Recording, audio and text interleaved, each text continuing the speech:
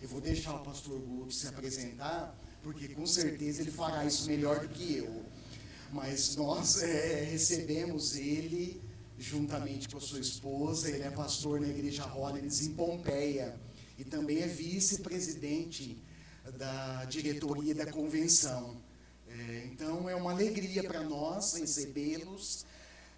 Hoje pela manhã nós estivemos aqui em reunião juntamente com a diretoria e conselho, fomos muito abençoados, e agora nesse período da noite ele estará ministrando a palavra de Deus para nós. Nós queremos orar por ele nesse momento e logo após ele se apresenta a vocês. Mais uma vez eu peço aos irmãos, por favor, fique de pé no seu lugar, estenda suas mãos aqui para frente, ore por ele, que o Senhor fale aos nossos corações. Amado Deus, nós te louvamos, agradecemos pela rica oportunidade, o privilégio singular que o Senhor nos dá de nos ajuntarmos para ouvir a tua voz. Te louvamos, entregamos o nosso louvor e gratidão ao Senhor nesse tempo. E agora, Espírito Santo, queremos ouvir, acolher e responder a palavra do Senhor que será ministrada através do pastor Guto. Abençoe-o, Espírito Santo, que ele seja cheio da tua presença e ministre à tua igreja aquilo que o Senhor já colocou no seu coração. Com gratidão nós oramos, em nome do nosso Senhor Jesus. Amém. Amém. Pode sentar, por favor, pastor Guto. Obrigado, pastor Fábio. Graça e paz, igreja. Uma alegria e um prazer estar aqui. O pastor Fábio pediu para me apresentar, mas eu sou o pastor Guto. E sou casado com a Nami. Nós temos 2 filhos. Nossos filhos já moram fora, né? Já estão estudando lá em Maringá. E originalmente eu era da igreja de Tupã. Na minha adolescência, minha família se mudou para Campo Grande. Então, em Campo Grande, Deus me treinou e de lá eu fui enviado para o seminário e hoje sou pastor, né? Já fui pastor em São José dos Campos e agora estamos em Pompeia, né? Durante o pastorado, tanto em São José como em Pompeia, a gente também foi pastor de várias outras igrejas ao mesmo tempo, né? Então, já tive a felicidade de ser pastor do Fábio, em Guararapes, né? Então, sendo pastor em Pompeia, também fui responsável pela igreja de Guararapes por um período, né? Como um pastor interino, não residente, né? Ia para lá, mas não era residente. Bom, para mim, estar aqui em Três Lagoas sempre é uma alegria e é um privilégio, né? E talvez alguns irmãos aqui não conheçam a história desta igreja, não conheçam os primórdios desta igreja. Mas eu queria dizer para vocês que a igreja de Três Lagoas, que a cidade de Três Lagoas, teve e tem um papel muito importante na formação de pastores e líderes da nossa denominação. Aí vocês vão pensar assim, é mesmo? E é coisa antiga, né? Coisa de mais de 30, 35 anos atrás. Será que vocês conhecem o pastor Takashi Kihara? O pastor Takashi Kihara, ele é pastor da Igreja da Liberdade em São Paulo. Atual diretor também do acampamento Shalom. Será que vocês conhecem o pastor Edmo Riga? Pastor Edmo Riga, hoje, ele é diretor do Departamento de Educação da denominação. Né? E, bom, tem esse que vos fala também, né? Mas há muitos anos atrás, nós víamos aqui, a partir de Campo Grande, víamos mensalmente para Três Lagoas. E a gente vinha numa Kombi velha, né? Nas primeiras viagens, nos primeiros anos, havia um trecho aqui perto de Água Clara que não era asfaltado ainda, né? Então, na época que chovia, chegar aqui já era uma aventura. Né? Chegar aqui já era uma grande aventura. A gente saía de madrugada, lá de Campo Grande, e as pessoas que estavam, a mão de obra disponível, digamos assim, eram adolescentes, pré-adolescentes, 12 anos, né? Até menos, algumas delas. Eu fico imaginando, hoje já não seria possível, né? Porque hoje, para fazer um trabalho desse com criança, viajar com criança, né? Tem que fazer autorização, tem que fazer um monte de coisa e não sei se os pais liberariam também. Eu fico pensando, como que os pais liberavam? Né? A gente passava 4, 5 horas da manhã na casa desses pré-adolescentes recolhendo. A Kombi, vocês sabem, é para 9 passageiros, mas a gente vinha em 13, 14 pessoas, né? A gente nem sabia que tinha cinto de segurança, alguma coisa assim, né? Alguns iam deitados no chão, outros lá atrás, naquela parte do motor. E quantas vezes a Kombi quebrou no caminho e a gente teve que usar aquele kit Kombi, né? Conhece o kit Kombi? É o mesmo do kit Fusca, né? Alicate, arame, uma garrafa d'água, não para resfriar o motor, mas para resfriar a bobina, né? Que fervia, que esquentava e tanta coisa assim, né? Mas a gente teve que fazer uns cursos intensivos, práticos de conserto de Kombi, né? Eu lembro que, não uma vez, mas pelo menos 2 vezes, a gente arrebentou o cabo do acelerador no meio do caminho, na volta, né? E aí o que salvou foi um toquinho, assim, um pedaço de madeira que a gente calçava lá no carburador, o acelerador, ligava a Kombi em segunda já saía. Ia numa aceleração só até Campo Grande. Né? Era uma coisa de louco. Para parar tinha que desligar o carro. Né? Então, era coisa assim que, olhando para trás, a gente fica pensando assim, Deus é tremendo. E Ele usa pessoas e situações muito inusitadas. Então, irmãos,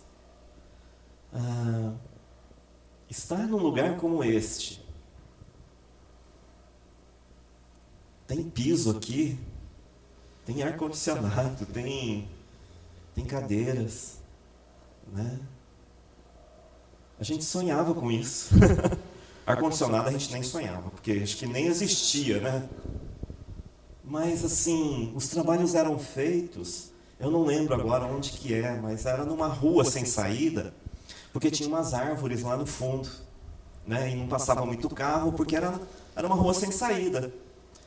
E a gente saía pelas ruas, encontrava uma criança, convidava, a gente ia até os pais da criança, na família. Aí depois perguntava, tem mais criança por aqui? E aí a gente saía assim, catando criança para fazer um trabalho lá. Um trabalho de evangelismo. Né? E eu lembro que era muito difícil, né? Porque a gente não tinha como trazer muita coisa também, todo mundo sentava no chão mesmo, a gente não tinha equipamento de som, a gente não tinha nada. Né? Tinha violão tinha. Né? Mas assim, era tão gostoso aquilo, era uma expressão de serviço a Deus muito, muito interessante, com crianças praticamente, crianças evangelizando crianças, né? E se a gente pensar em capacitação, qual capacitação que aqueles pré-adolescentes tinham? Nenhuma. Eu lembro de conversar, eu nem sei se ele lembra disso, mas talvez vocês conheçam aqui o Marco Naka. Acho que ele é presbítero hoje em Campo Grande, né? Ele é diretor do Instituto Federal, doutor, PhD hoje, né? Na área dele. Mas eu lembro de uma conversa com ele falou assim, Guto, eu acho que eu não vou lá para Três Lagoas, não, porque eu não sei fazer nada. Eu não sei fazer nada. E eu disse para ele, você consegue segurar um barbante?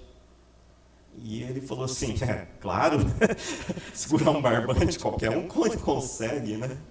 Então, eu preciso de você. Então, vamos para Três Lagoas. Aí eu falei assim, de madrugada eu passo aí para te pegar, né? E ele veio, né? Assim também outros meninos, outras meninas, né? Mari Kihara, né? O Denis Castilho, toda essa geração, eles vinham.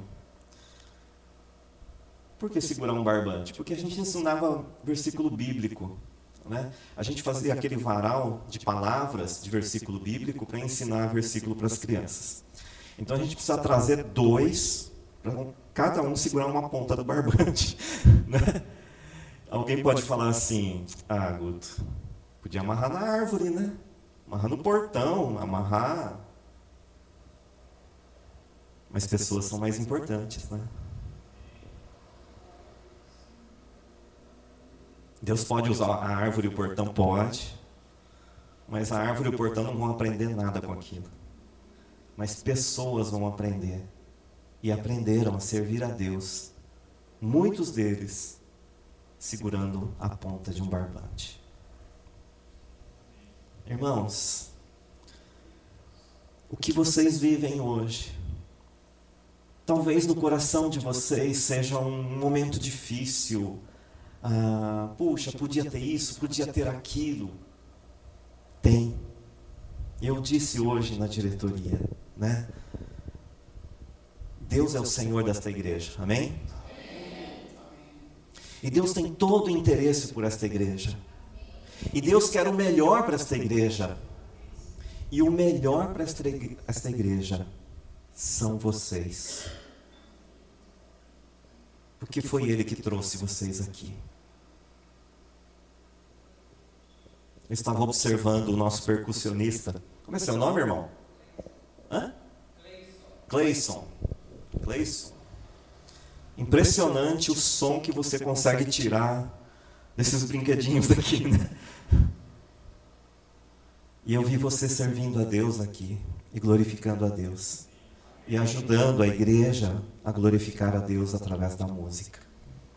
Talvez para alguns seja só um chocalho, uma bateção aí na madeira, num prato, mas para Deus é adoração, é serviço a Deus. Então, irmãos, estar aqui em Três Lagoas, eu sempre me emociono, porque eu vejo Deus agindo, e eu sei que Ele fará muito mais. E se no passado Ele usou aquelas crianças, aqueles pré-adolescentes, hoje Ele quer usar vocês, para a glória dEle, Mas às vezes a gente se sente desanimado, às vezes a gente não sabe que rumo tomar, ou às vezes a gente entra no modo automático. Nós estamos vivendo na era da automação, né? Tudo hoje parece que é meio automático, né? Os carros mais modernos, outro dia eu peguei carona no carro de um irmão, e era à noite, a gente estava saindo de Pompeia para ir em direção a Bastos, né? E de repente, no meio da rodovia, ele falou: olha, essa rodovia aqui está bem pintadinha, as faixas, né? E ele soltou o volante simplesmente, né? O carro vem sozinho. Não precisa trocar marcha, não precisa frear, não precisa acelerar. Ele só programa a velocidade e até o volante ele pode soltar. Por quê? Porque o carro lê a faixa da rodovia.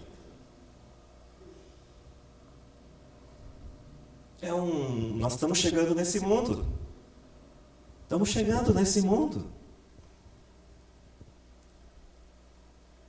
Antigamente, caminhoneiro, né? Você viu os caminhoneiros, tudo um som grande, assim, forte, né? Hoje estaciona um caminhão, desce um menino, às vezes até mulheres, né?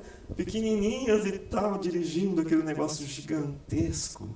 Tudo automático, tudo hidráulico, tudo elétrico, tudo leve, macio.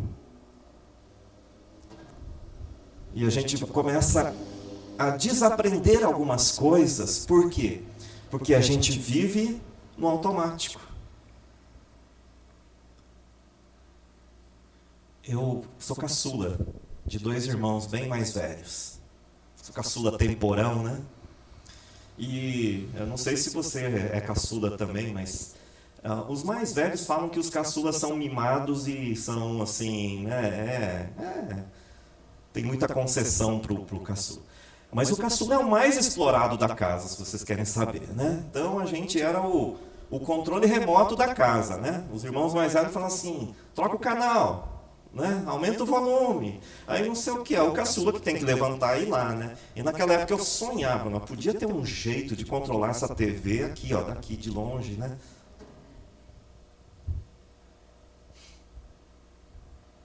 Qual trabalho você tem hoje para trocar o canal? Nenhum. Então a gente vai acostumando com essa vida.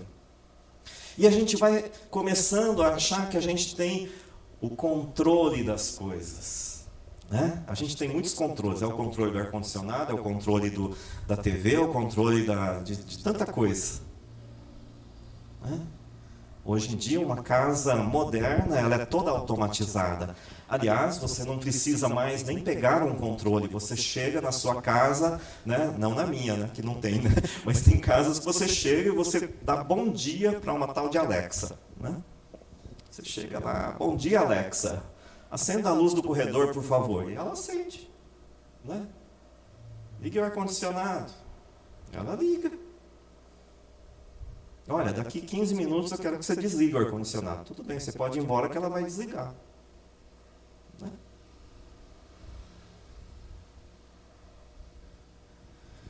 Vamos abrir um texto na Bíblia?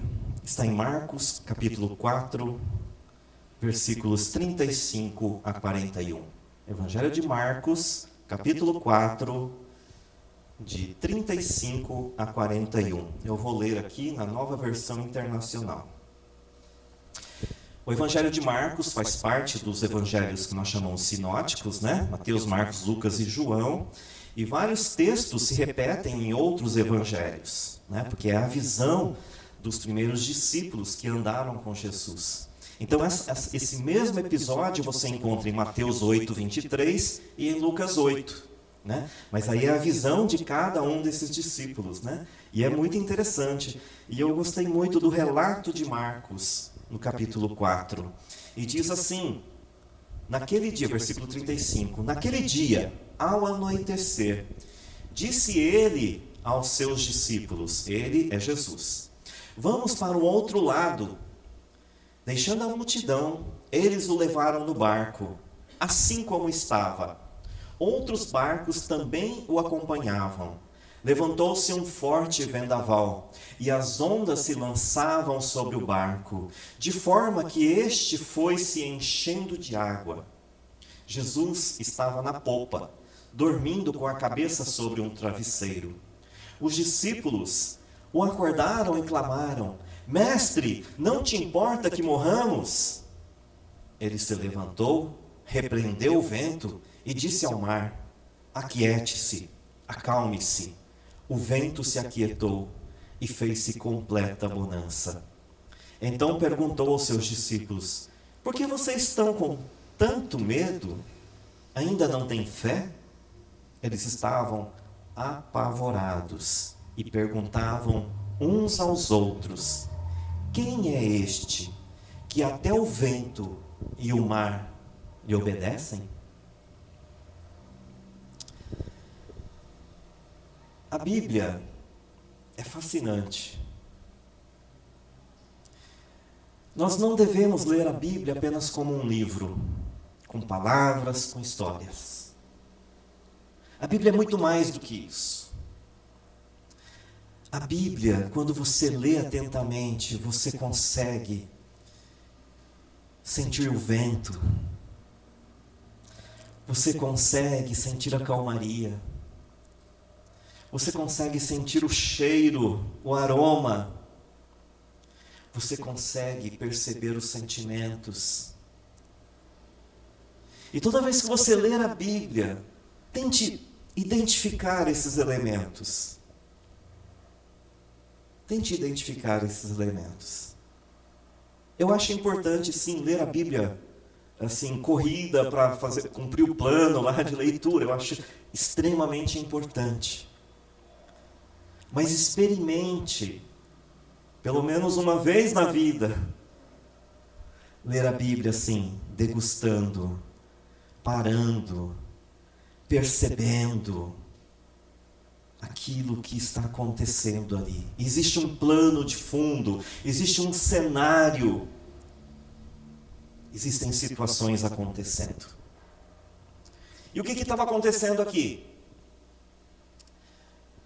Jesus, depois de muito trabalho, ele diz assim aos discípulos: vamos para o outro lado. O outro lado é o Mar da Galileia, que na verdade não é bem um mar, é um lago, é o Lago de Genezaré, né?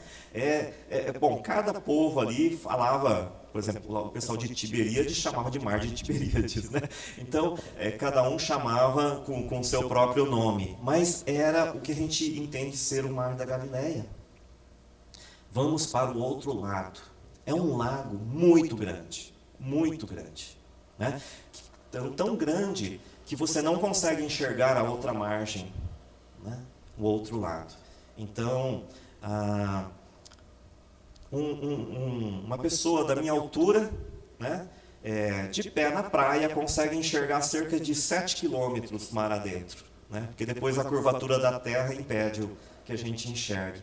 E o Mar da Galileia é assim também. Você está lá na praia, né, na beira do lago, você não enxerga o outro lado, porque certamente ele tem muito mais que 7 quilômetros de largura.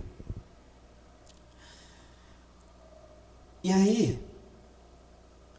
a Bíblia diz que, no versículo 36, deixando a multidão, eles o levaram no barco. Preste atenção nisso. Quem levou Jesus ao barco? Os discípulos, certo? Ótimo, né? Essa é uma observação importante. E eles subiram no barco com Jesus, né?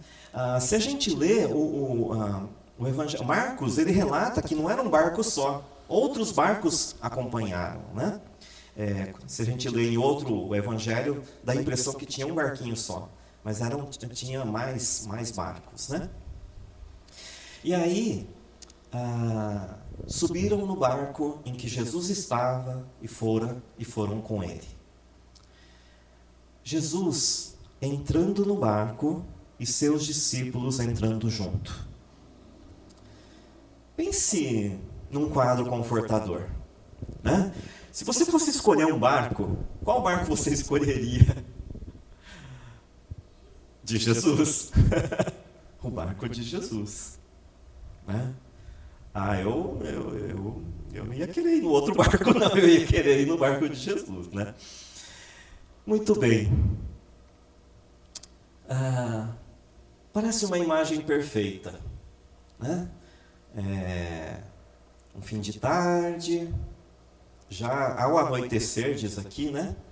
Comecinho da noite, aquele pôr do sol acontecendo, as pessoas subindo nos barcos e os discípulos estão com Jesus. Dá para pintar um quadro imaginando isso. Se você é um artista aí, pense um dia em fazer alguma coisa assim. Muito bem. Daqui a pouco, os marinheiros, eles içam as velas e começam a fazer as manobras. Vamos lembrar que 3 dos discípulos eram marinheiros experientes. Eram homens do mar, eram pescadores. Pedro, Tiago e João, num barquinho. Pedro, Tiago e João. Eram homens experimentados no mar, criados no mar, tinham muita experiência. Em especial para esses 3, aquele momento era um momento perfeito. No barco, com Jesus, num ambiente em que eu domino. Tá tudo beleza aqui. Tudo tranquilo. Aí a gente vê aquele barquinho seguindo, né? Provavelmente não era um barco muito grande. E Mas era uma situação segura, tranquila e confortadora. Aquele barco parece uma verdadeira arca de salvação. Só Jesus e os seus discípulos estão dentro dele. Não há ninguém mais neste barco. Que viagem boa! Que segurança! E ainda por cima, eles tinham a experiência do mar. Barco, mastro, velas, remos. Eles sabiam manejar aquilo tudo. Eles sabiam controlar toda e qualquer situação. Jesus estava descansando, né? Merecidamente estava descansando. E Marcos diz que ele estava na popa do barco. A popa é a parte de trás, por isso que a gente fala motor de popa, né? Jesus estava na popa do barco, descansando num travesseirinho e dormindo. Jesus tinha trabalhado muito aquele dia. Eu desconfio, né, que os marinheiros daquele barco meio que falaram: Senhor, pode descansar, vai dormir, aqui é o nosso ambiente, deixa comigo, deixa comigo. O meu pai, ele era marinheiro, né? Meu pai foi marinheiro e de vez em quando a gente conversava sobre o mar e ele sempre falava, me explicava como que as coisas aconteciam, né? E eu era muito curioso, fazia pergunta o dia inteiro, né? Mas assim, meu pai me ensinou muito sobre navegação. Eu nunca naveguei assim de fato, né? Mas meu pai sempre foi um navegador experiente.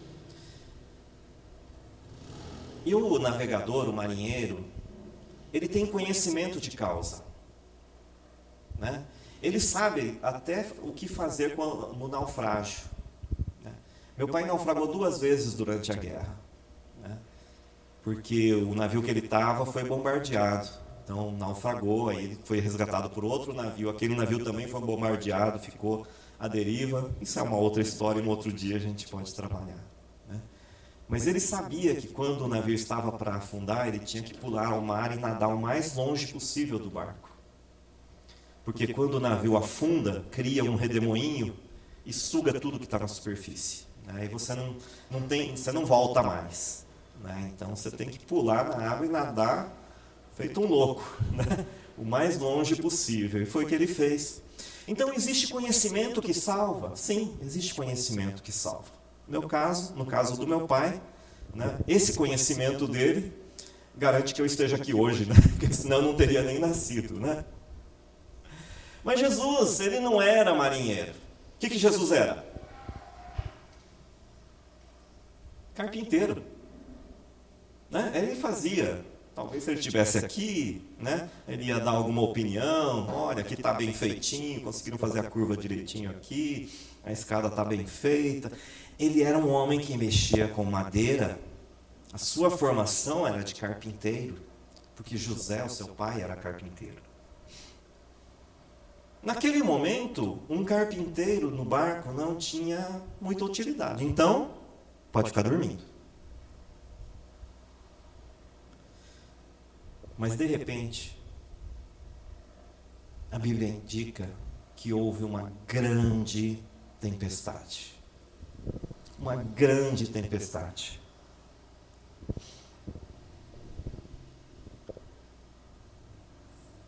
Às vezes, a nossa vida é assim também. A gente está navegando seguro. E a gente vai falando assim: não, pode deixar, isso aqui eu resolvo.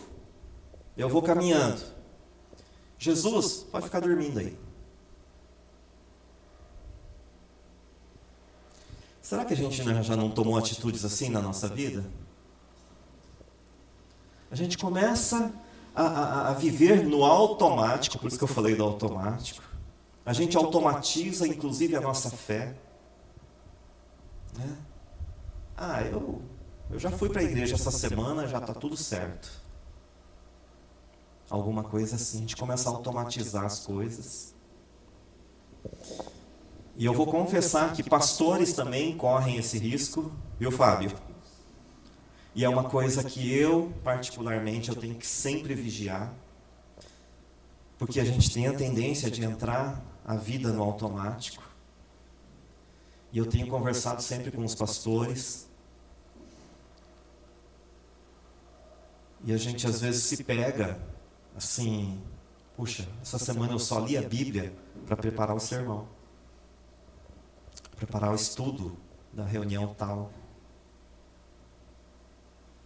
Eu não li a Bíblia para minha edificação, eu li a Bíblia para preparar alguma coisa para dar para os outros.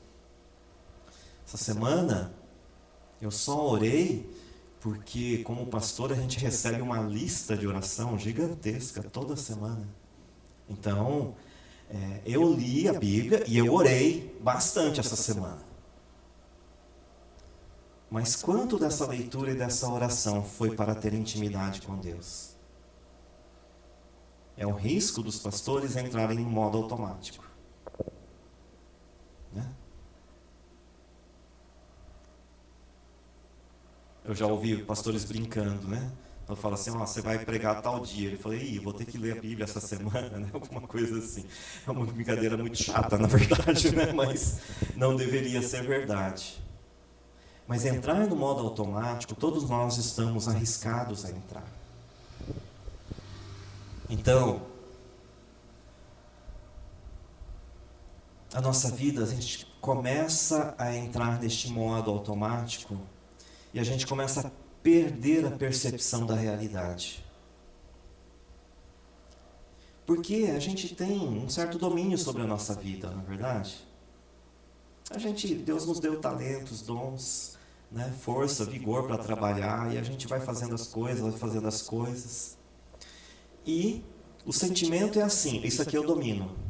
Eu sou marinheiro, eu sei cuidar do barco, eu sei navegar. Jesus pode ficar deitado aí. Às vezes ele nem é lembrado que ele está dormindo lá no fundo do barco. Vem a tempestade, que põe em dúvida toda aquela vida rotineira e pacífica e segura. Eis que sobreveio no mar uma grande tempestade, de sorte que o barco era varrido pelas ondas.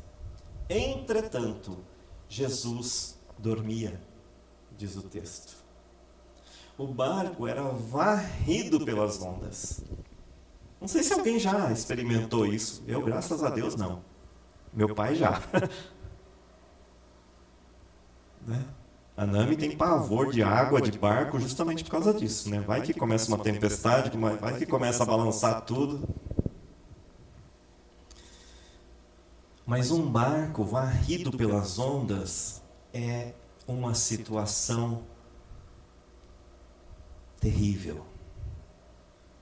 Porque a sensação de quem está no barco é uma só: a gente vai morrer.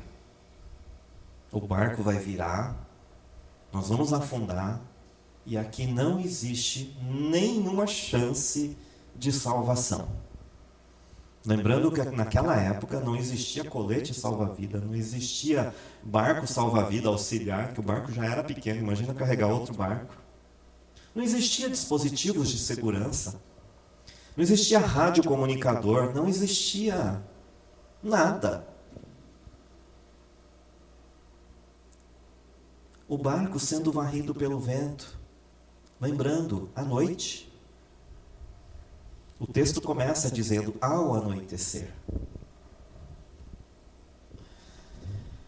Essa tempestade não se deixa mais controlar. As ondas, diz o texto, que vão por cima do barco. Os discípulos ficam confusos. Pedro, Tiago e João, apesar de toda a experiência no mar, não tem mais o que fazer. Esse texto aqui não diz, mas tem um outro texto que mostra o naufrágio de Paulo. e mostra o movimento dos marinheiros. Sabe o que eles jogam no mar em primeiro lugar? O mastro do navio. Eles derrubam o mastro do navio ao mar, para tentar ficar flutuando mais tempo. Depois começam a jogar a comida, começam a jogar a carga, começam a jogar as coisas ao mar, tentando aliviar o navio. E certamente tudo isso aconteceu aqui, porque eles eram marinheiros experimentados. Eles tentaram tudo isso. Mas eles chegam à conclusão de que o barco vai afundar. E Jesus onde está? Jesus está dormindo.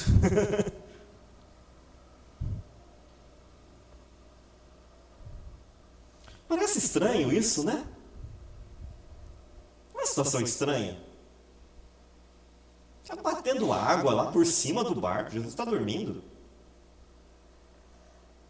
Alguém humanamente pode falar, mas Jesus, como assim? Será que às vezes a gente não reclama de Jesus? Senhor, meu barco está afundando, a minha situação está difícil. Eu não vejo solução para a minha causa. E aí você começa a pensar, parece que Jesus está dormindo. E de repente, Jesus está realmente dormindo. Mas vamos seguir um pouquinho aqui. Como é fácil crer quando o tempo é bom, quando os ventos estão a favor, quando o barco vai cortando as ondas que são bem suaves, quando tem aquela brisa agradável. Como é fácil crer. Como é fácil crer quando nós estamos bem de saúde, quando na família não há problemas, não há conflitos, quando os negócios vão bem. Como é fácil crer quando Deus parece abençoar tudo o que fazemos. Como é fácil crer.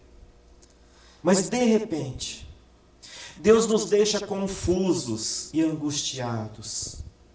Começa a surgir uma doença repentina, um acidente, um problema na família. Entramos numa crise, nada parece funcionar.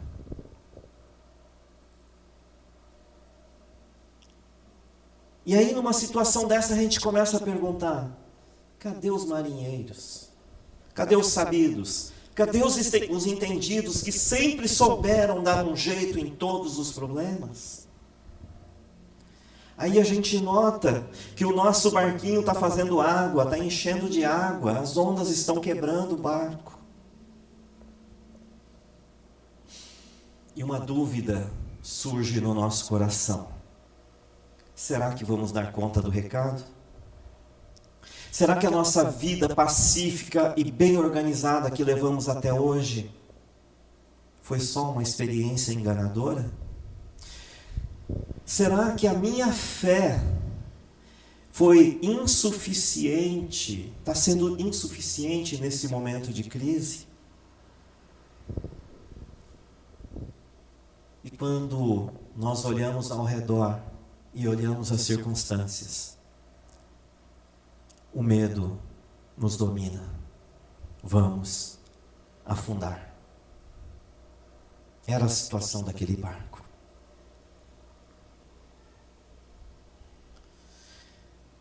E aí a gente começa a afirmar isso mesmo de nós. A nossa situação agora é que nós vamos afundar. E onde está Jesus? Por que Jesus não se manifesta? Parece que nem está ligando para a nossa angústia. Jesus parece estar dormindo, desinteressado do destino dos seus discípulos. Será que ele esqueceu a minha causa? Mas é interessante que os discípulos só lembraram que Jesus estava no barco neste momento de crise. Até então, Jesus era só um passageiro deles.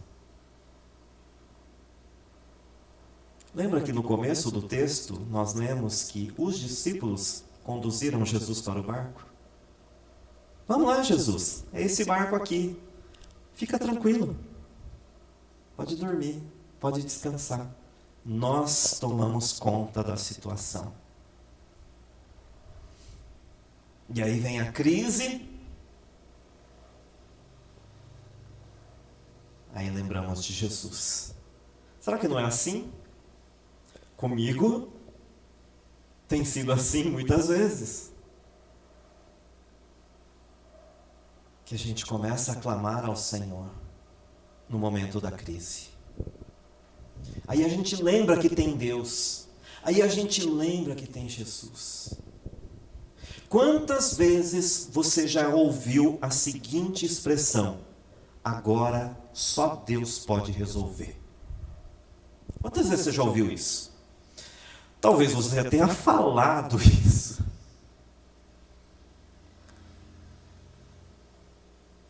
Mas a verdade é que sempre foi Deus.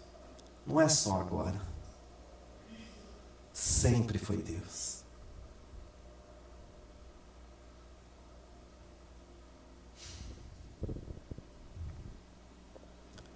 Agora, no meio da tempestade, nos lembramos que há algum tempo já não temos conversado com Jesus.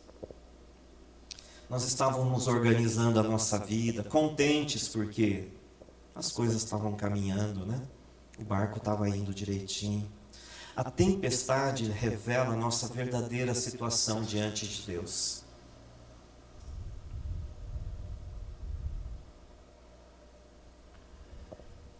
O que fazer numa situação de crise? O que os discípulos fizeram no meio da tempestade? Vamos tentar compreender isso.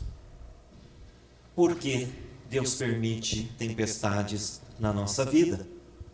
É uma pergunta recorrente, né? Quantas vezes a gente já perguntou para Deus: Deus, mas por que tudo isso está acontecendo? Para que essa tempestade agora? Puxa, a gente estava lá fazendo um trabalho evangelístico na beira do lago, foi tudo bom, foi abençoado, terminamos o dia, entramos no barco para ir lá para o outro lado, para continuar o trabalho. Por que essa tempestade agora?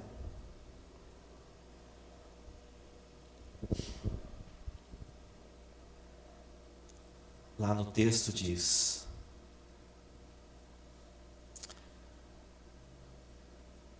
versículo 38. Jesus estava na polpa, dormindo com a cabeça sobre um travesseiro. Os discípulos o acordaram e clamaram: Mestre, não te importas que morramos? Olha só. Foram lá dar uma bronca em Jesus. Senhor, o senhor não se importa que a gente vai morrer? Que situação, hein?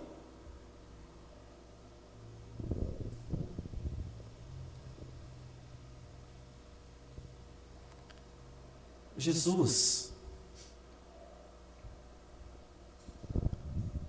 ele se levanta,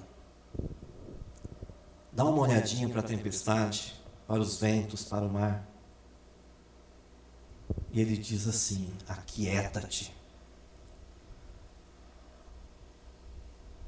Mas esse aquieta-te não era só para o vento e para o mar, era para mim e para você. Era para a tripulação do barco.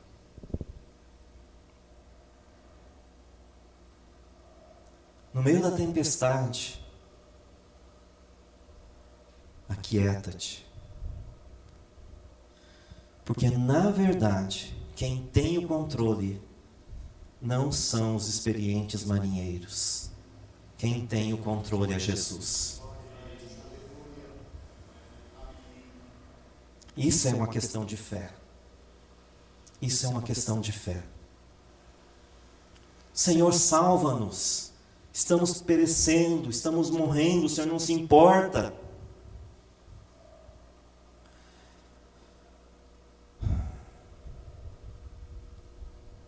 Sabe de uma coisa? Uma coisa interessante e que a gente aprende sobre oração. é que Jesus não invade a nossa situação. Ele sempre espera a gente clamar. Não é verdade, pastor Fábio?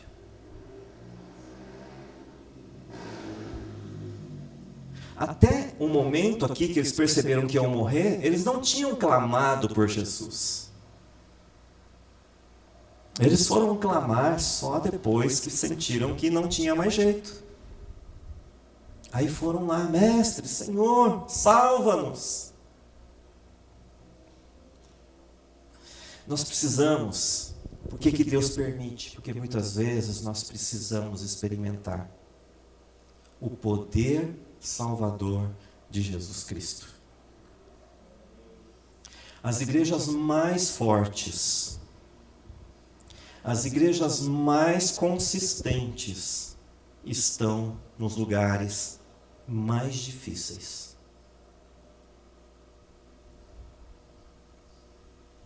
As igrejas subterrâneas na China são as igrejas que mais crescem hoje no mundo.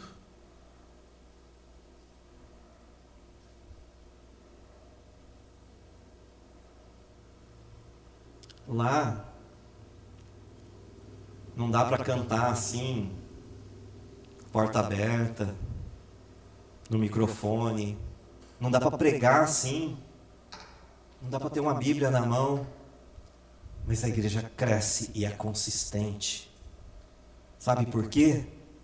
Porque 100% do tempo eles dependem de Jesus. Eles não têm um momento assim: agora deixa comigo que eu sou o dono da situação.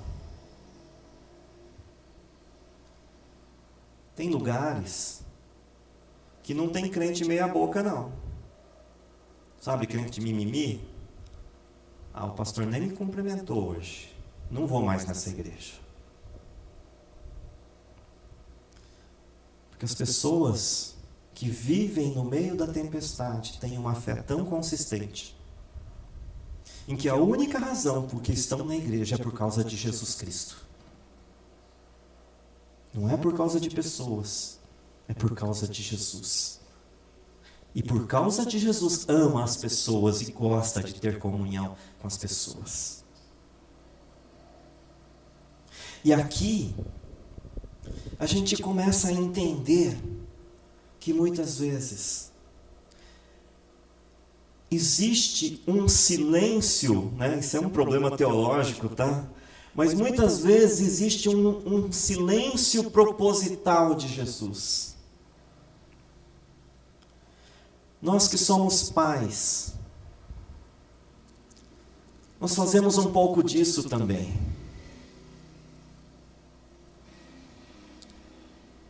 Porque a gente não pode facilitar todas as coisas na vida dos nossos filhos. Eles precisam experimentar algumas coisas para se tornarem fortes. Coisas pequenas. Eu lembro de uma vez, meu filho pequenininho, né, a gente estava numa reunião de oração, uma roda assim, umas cadeiras, e ele queria subir na cadeira. E aí ele ia lá e não conseguia, porque o joelhinho dele não encostava aqui para poder subir na cadeira. Aí ele tentava e não conseguia, tentava e não conseguia. E eu lembro que uma senhora ficou incomodada com isso, né?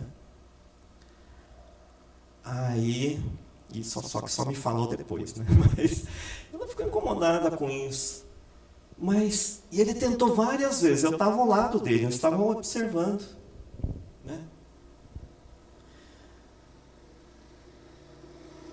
Chegou uma hora que ele conseguiu subir. E ele sentou assim com uma carinha de tão satisfeito. Porque ele foi capaz de vencer aquele obstáculo. Uma coisa bobinha, subia na cadeira. Mas foi a primeira vez que ele conseguiu subir aquela cadeira. Eu poderia simplesmente pegar e colocar ele com um braço só assim. Mas eu creio que foi melhor aquele dia, que ele tentasse várias vezes e conseguisse por si só. Jesus faz isso com a gente também. A gente precisa aprender. No meio da crise, no meio de uma dificuldade, a gente cresce, a gente fica mais forte. Não existe maldade nisso. Jesus estava ali, ele não ia deixar aquele barco afundar. Se fosse necessário, se o barco afundasse, ele sairia andando sobre as águas, ele já tinha feito aquilo e levaria as pessoas. Jesus tem os seus meios. A presença dele salvaria aquele povo.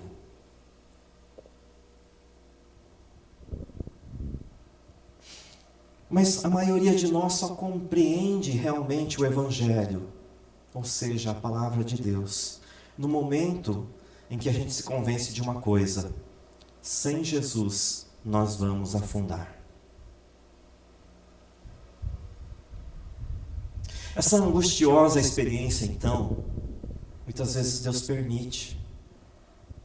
E ela nos traz força, ela me traz a exata compreensão de que eu realmente necessito de Jesus e, melhor ainda, que eu posso clamar a Ele.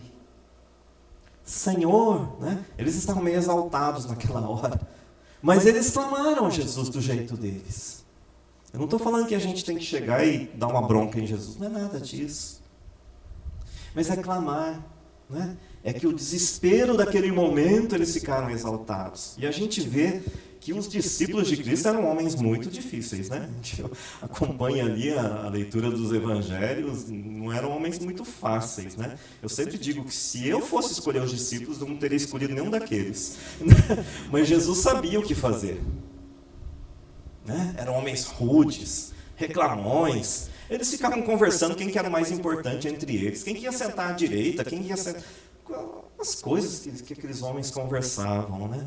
Eles eram, mas uma coisa é certa, eles eram humanos como eu, como você. E isso é muito bom. E Jesus quis andar com eles. E como eu sou humano e cheio de falhas, Jesus também quer andar comigo. Porque se Jesus andasse só com os perfeitos, eu estaria fora. Talvez você também. Sem julgar ninguém. Porque eu acho que não existem pessoas perfeitas, né? Sempre tem um corintiano no meio do caminho, né? Desculpa, não dá nada. Foi só força de expressão. Mas, amados, Jesus acudiu àquele barco. E ele fala uma frase bem emblemática, já usando uma outra tradução. Por que vocês são tímidos, homens de pouca fé?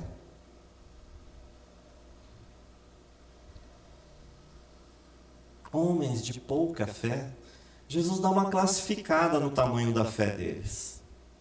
E eu fico pensando, se Jesus olhar para a minha fé, o que ele diria? Qual que é o tamanho da minha fé? Se Jesus olhasse para a sua fé, que tamanho de fé ele veria? Ali ele viu homens de pouca fé. Muita segurança naquilo que eles dominavam, mas na hora da crise, pequena fé. Impulsivos, reclamões. Nós estamos morrendo, o senhor está dormindo.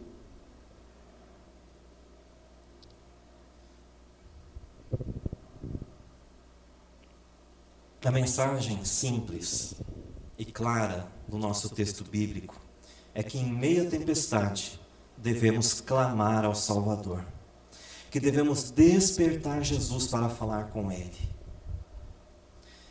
Muitas pessoas perguntam, se Deus conhece a minha vida toda, por que é que eu tenho que confessar o meu pecado com a minha boca? Porque Ele quer ouvir da nossa boca.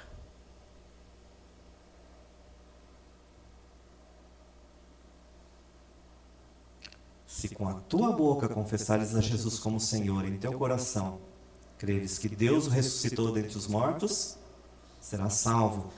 A salvação também eu preciso declarar com a minha boca.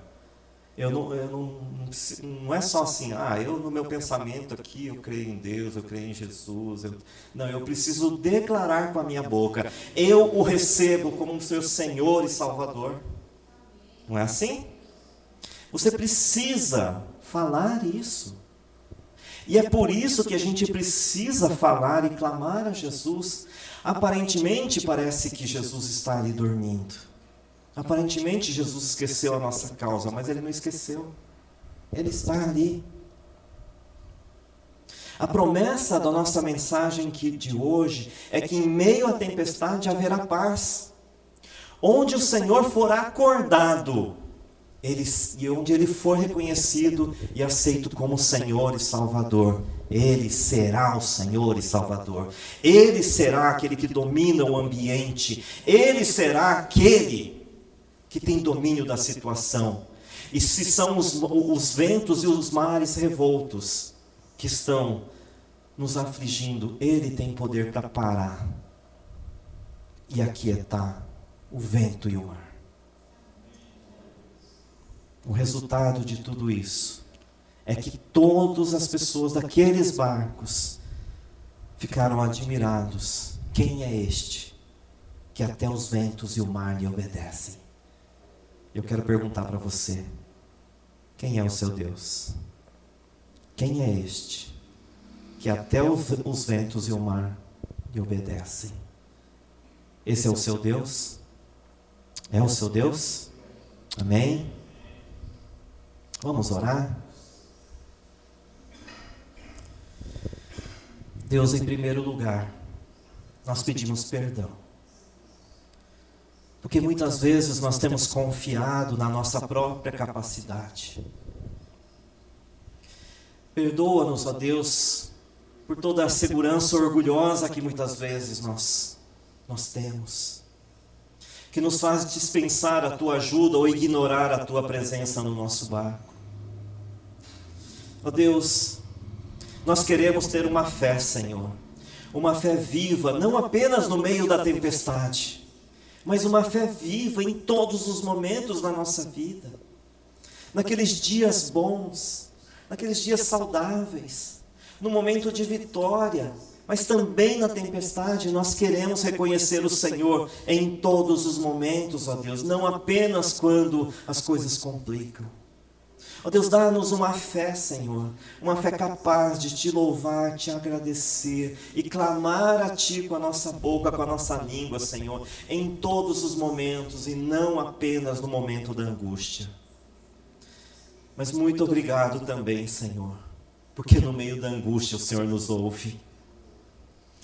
É um momento, sim, especial, onde o Senhor nos ouve. E obrigado, Senhor, porque todas as vezes que nós clamamos, o Senhor estendeu as suas mãos e nos ajudou. Obrigado, Deus. Muito obrigado, Deus. Peço que o Senhor abençoe cada pessoa aqui nessa noite, cada família aqui representada. Que cada família aqui, Senhor, possa reconhecer a presença de Jesus em sua casa, em seu barco. Que Jesus não fique esquecido no canto, lá no fundo, mas que Jesus seja o centro todos os dias e em todas as situações. Nós reconhecemos Jesus Cristo como Senhor, como Salvador, e confiamos no Senhor. E nós oramos agradecidos no nome de Jesus. Amém. Amém. Deus abençoe, irmãos.